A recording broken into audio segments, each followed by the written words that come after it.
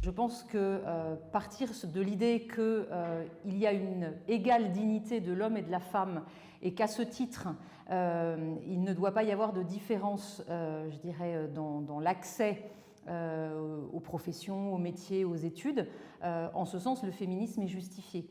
Là où le candidat émet des réserves, que je partage moi-même, c'est lorsque, au nom de cette égalité, on fait entrer l'homme et la femme en concurrence l'un de l'autre et où on en fait des adversaires et où on a là un féminisme militant, vous voyez, qui ne sert finalement ni la femme ni l'homme.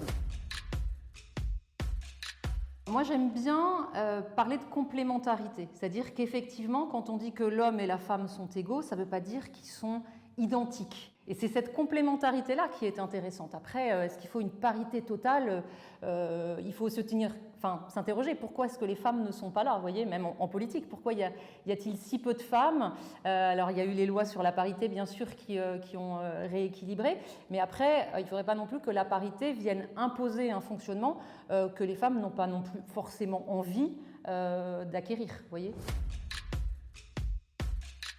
De parler de diplomatie féministe, je ne vois pas très bien ce que ça signifie.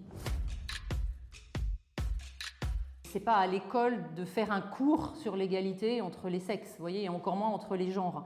Je pense que le défi de l'école, justement, qui aujourd'hui intègre des personnes qui peut-être ne reçoivent pas la même éducation que l'éducation européenne et française, et qui reçoivent une éducation inspiré par l'islam et l'islam politique, évidemment que, encore une fois, cette conception du rapport homme-femme est différent et ça pose un défi pour l'école.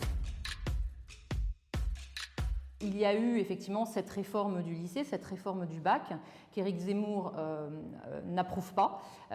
Il opte, lui, pour la recréation de filières d'excellence, donc je dirais les trois grandes filières classiques des lettres, des humanités, de l'économie et puis de la filière scientifique.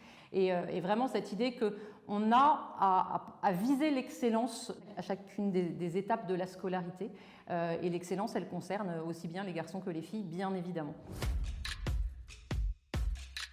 Je dirais la préoccupation d'Éric Zemmour, c'est de dire tout ce qui va permettre aux élèves français d'être meilleurs, de viser cette excellence, d'être à même de trouver un emploi, doit être perçu comme une ressource. Et à l'évidence, le raisonnement logique nécessaire dans l'activité du codage est certainement un atout.